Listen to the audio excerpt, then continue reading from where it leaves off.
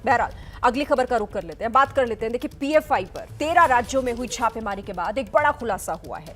NIA के operation octopus से यह खुलासा हुआ है कि पीएफआई ने प्रधानमंत्री नरेंद्र मोदी को मारने की साजिश रची थी और यह खुलासा ईडी की चार्जशीट से हुआ है, जो ईडी ने लखनऊ कोर्ट में दाखिल की है।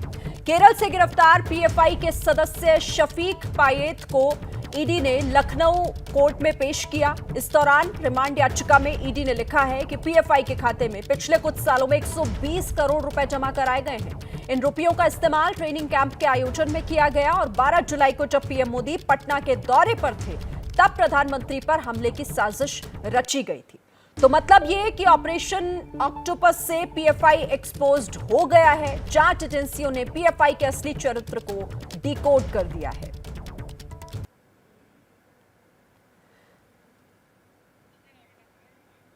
तो पीएफआई जिस तरीके से इस पर पहले भी कई तरह के आरोप लगते रहे हैं, ऑपरेशन ऑक्टोपस, इस पूरी खबर से यह साफ हो जाता है कि पीएफआई कैसे इसके तहत साजिश रच रहा था और जब प्रधानमंत्री पटना के दौरे पर थे, तब प्रधानमंत्री पर हमले की साजिश रची गई। तो 13 राज्यों में छापेमारी जो पिछले दिनों पीएफआई को लेकर हुई, पीएफआई पर एनआईए के ऑपरेशन ऑक्टोपस से यह पूरी तरह खुलकर सामने आ गया है कि पीएफआई ने कैसे साजिश रची, और साजिश थी प्रधानमंत्री नरेंद्र मोदी को मारने की। ईडी की रिमांड याचिका से खुलासा हुआ है, जो ईडी ने लखनऊ कोर्ट में दाखिल की।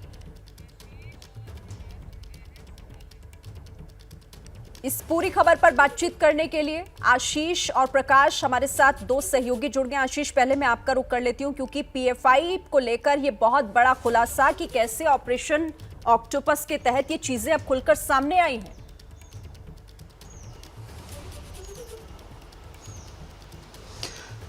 जी देखिए, अगर हम पॉपुलर फ्रंट ऑफ इंडिया की बात करें तो ये पूरी कार्रवाई जो है ये काफ़ी व्यापक कार्रवाई थी। 106 लोगों की गिरफ्तारी हुई, जिसमें पीएफआई के चेयरमैन, वाइस चेयरमैन और उसके सेक्रेटरी, जो 3 बड़े चेहरे हैं, उनकी गिरफ्तारी हुई। उसके अलावा पीएफआई का जो राजनीतिक संगठन है, राजनीतिक विंग है एसडीपीआई, उसके भी प्रमुख की गिरफ्तारी हुई। एनआईए ने जहां इस पे 100 लोगों की गिरफ्तारी की, छापेमारी की, सबूत इकट्ठा किए, वहीं खास बात यह कि इस बार इन्फोर्समेंट डायरेक्टरेट ने भी एनआईए के साथ मिलकर छापेमारी की। एनआईए के साथ साथ इन्फोर्समेंट डायरेक्टरेट की इस कार्रवाई में कुल 106 लोगों की गिरफ्तारी हुई है।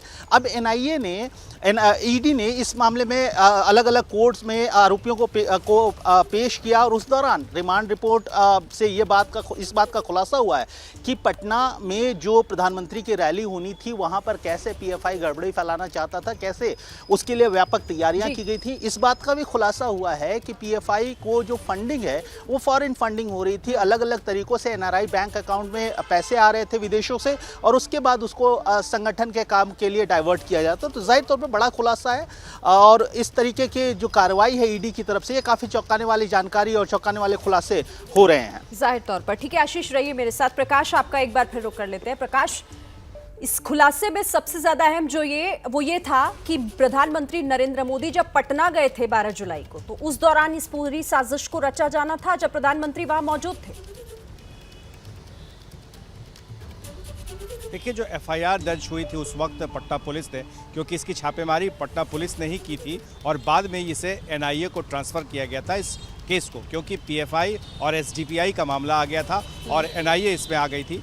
2 मामले हुए थे, एक टेरर फंडिंग का मामला और दूसरा ट्रेनिंग का मामला।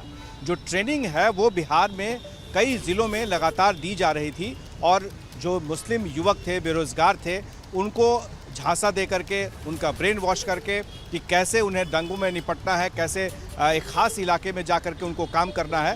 तो पीएफआई और जो एसडीपीआई के सदस्य थे, और जो बाहर से, केरल से भी बताया जाता था कि लोग यहाँ ट्रेनिंग देने आते थे। पटना के फुलवारी शरीफ में ये पूरा मामला सामने आया था, जिसमें एक बात साफ हो गई थी कि ट्रेनिंग जो दी जा रही है उसमें हथियारों की भी ट्रेनिंग दी गई थी। तो जब मामला काफ़ी तूल पकड़ने लगा, तब जाके एनआईए को ये ट्रांसफ़र किया गया, और फिर एनआईए ने बिहार में अब तक 3 बार 3 जगह पर 3 इंस्टॉलमेंट में कह सकते हैं कि छापेमारी की गई है, और हर जगह से कुछ लोग पकड़े गए हैं, कुछ कागजात पकड़े गए हैं। लेकिन असली सूत्र जो है इसका, जो पाकिस्तान से भी कनेक्शन सामने आया था और साथ ही केरल से भी जो सामने आया है, जो हमारे सहयोगी आशीष बता रहे हैं कि किस तरह से टेरर फंडिंग के लिए पैसे दिए गए थे और ईडी ने कार्रवाई की थी। तो अब ये लिंक देखना होगा कि प्रधानमंत्री को कैसे, किस तरह से उनको अपने निशाने पर ये पीएफआई और एसडीपीआई ठीक ले है रहा है। प्रकाश, आप रहिए मेरे साथ। हमारे साथ संजय त्रिपाठी भी जुड़ गए हैं। आप संजय का भी रुख कर लेते हैं, क्योंकि संजय, ईडी ने लखनऊ कोर्ट में जिस तरह से चार्जशीट दाखिल की है, कई बड़े खुलासे उसी में हुए हैं, और क्या कुछ बड़ी बातें हैं जिन पर गौर करना बहुत जरूरी है?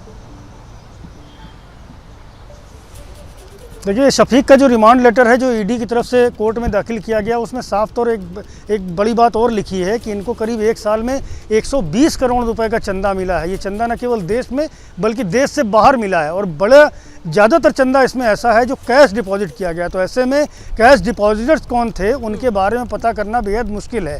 ईडी को ये भी शक है, यूपी एटीएस के साथ में जो उनका कन्वर्सेशन हुआ है उसमें ये आशंका भी जताई गई है कि ये जो पैसा है ये एक्सप्लोसिव और वेपन्स के लिए इस्तेमाल किया जाता था। लगातार देश भर के अलग अलग हिस्सों में इस पैसे के जरिए एक्सप्लोसिव बनाने और वेपन्स खरीदने और उनकी ट्रेनिंग देने के लिए इस्तेमाल हो रहा था। मतलब कुल मिलाकर के देश विरोधी गतिविधियों में पीएफआई और उसके लोग इन्वॉल्व थे। साथ ही साथ छद्म नाम से भी कई सारे संगठन बनाए गए थे। लगभग आधा दर्जन संगठन ऐसे बनाए गए थे जो यदि पीएफआई पर पुलिस का या एजेंसीज का शिकंजा कसता है तो इन छद्म जो संगठन है उनके जरिए भी जो ऑपरेशन प्लान किए थे पीएफआई ने उसको प्रॉपरली चलाया जा सके। तो इस तरह की बड़ी तैयारी थी पीएफआई की देश में देश विरोधी गतिविधियां करने का। लेकिन अब लगातार इसका खुलासा हो रहा है। 7 सदस्य उत्तर प्रदेश से गिरफ्तार किए गए थे जो ज्वाइंट ऑपरेशन हुआ था एनआईए, यूपी एटीएस और यूपी एसटीएफ का। उन सब से पूछताछ की जा रही है। जो कि ईडी की चार्जशीट से हुआ है, जिसको लेकर पीएफआई की भूमिका जो है पहले से संदिग्ध रहती थी, लेकिन अब तो कई अहम खुलासे इसे लेकर हुए हैं। आप सभी हमारे साथ बने रहिए।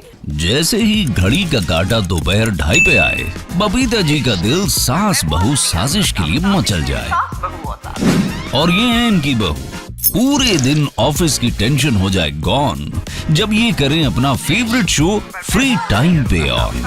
इनकी तरह आप भी देखें अपना फेवरेट शो अपने टाइम पर और डाउनलोड कीजिए एबीपी लाइव ऐप अपने स्मार्ट टीवी पर।